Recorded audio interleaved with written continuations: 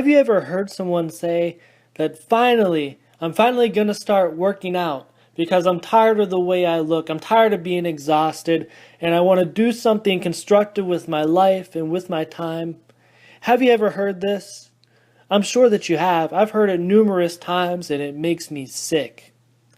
Hello, my name is Justin Capola and I want to welcome you to my podcast, The Powerlifting Nation.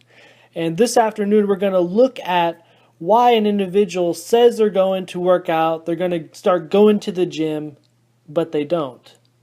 You see, I've been reading through my communication textbook and I finally found some guidelines that could help us to better understand this sickness that's inherent in many people that make this claim that they're finally going to start working out, but they never do.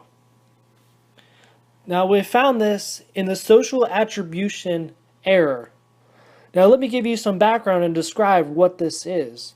Now, this is more of a sociology term, but it also applies to communication. You see, this is a tendency to attribute the cause of events to personal qualities. It is a feeling that people are personally responsible for what happens to them. So in other words, we tend to blame other people for what happens to them, but blame the situation, things beyond our control, for what happens to us. But let's move on in laying out this framework to better understand how fundamental attribution error applies to excuse-itis, used by many individuals that say, I'm going to start working out. Now, as we look at this, we're going to look at the social judgment theory aspect of it.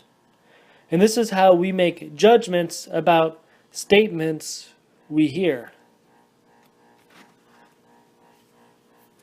And as we go through, there's a couple things I'm going to point out in this. And the first one is the latitude of acceptance and the latitude of rejection.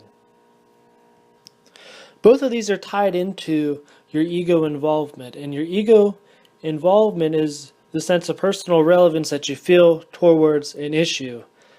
Individuals that are passionate and that perform well in powerlifting, they're going to be passionate about it. They're not going to take someone's lame excuses. Now, let me give you a concrete example of what this looks like.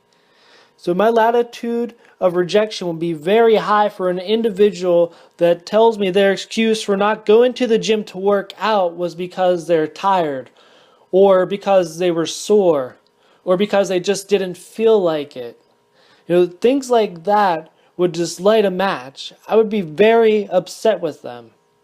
But now, my latitude of acceptance, I would be more understanding if you said that you were overtrained, if you were undergoing a personal tragedy, if there were other obligations placed upon your life to where it would be very strenuous for you to work out and it might cause you more personal harm. I could better understand that. But an example for me, I might explain this if someone asked me, "Oh, Justin, why didn't you work out at the gym today?" "Oh, I was feeling a little bit overtrained." Yeah, I'm going to tell them that, "Oh, I felt overtrained, not because I slept in through the workout. Oh, I was just overtrained. My body wasn't feeling it, so I just didn't go to the gym." But before I sign off for today, I want you to think about the gym as being utilized as a tool in your life, helping you to live life better. Because when you go to the gym, you're going to have more energy, you're going to have more vitality, you're going to be excited, it's going to increase, you're going to have better posture. You're going to feel great, you're going to look great, you're going to have more confidence. And I guarantee you that it'll be the best decision that you've ever made.